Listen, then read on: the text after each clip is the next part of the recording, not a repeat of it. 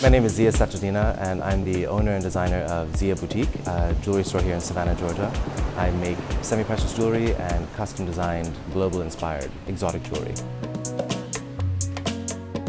I suppose I consider myself a bit of a global citizen. My mother is Japanese-American and my father is Kenyan, Indian descent. My mother was traveling around the world when she was in her 20s and she stopped in Kenya and she met my father there. My parents divorced when I was 3 years old, and my mother went back to Kansas, where she's from.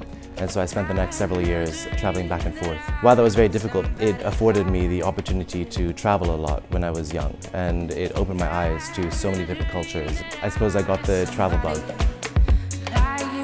My mother had her jewelry business that she opened in 1985. Growing up, my mother would have us help her in the stores during the busy seasons. I hated it. You know, like with any family business, the kids don't appreciate it in the moment.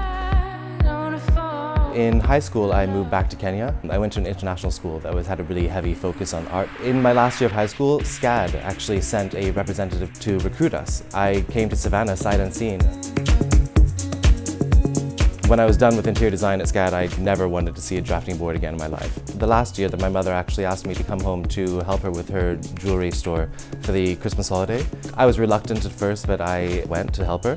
I realized that I was good at it. I was selling, I was enjoying it, and so I asked her if I could take some of the pieces back to Savannah with me and try to sell them. And it worked, and so then she sent me more and more. When I first opened the store though, I was just buying and selling other people's jewelry for the first 2 years. And then after 2 years, I started trying my hand at making my own pieces. For the last 8 years, I've been making my own collection, which I call Zia Couture Jewelry. I really felt as though there was a niche to be filled. There was only the high-end jewelry stores and then the less expensive costume jewelry stores. And my jewelry is right in the middle. It's the semi-precious, I call it the fashion jewelry. I love Savannah because it's a small town, but it has this big city attitude. The locals are very, very fashionable and they know what they want. What you can find in Savannah is just as good, if not better, than what you can find around the world.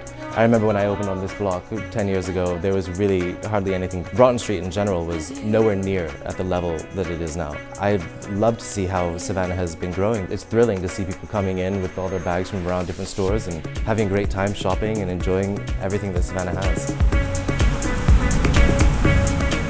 The combination of my mother's Japanese-American side, my father's Indian side, we're from Kenya, and then traveling all over the place all the time, this has really kind of shaped my aesthetic. I definitely could not have done this without the upbringing that I was afforded. My jewelry is all about making a woman feel strong and sexy and powerful and confident. It's exotic and it's global and it's unique and it makes you feel special.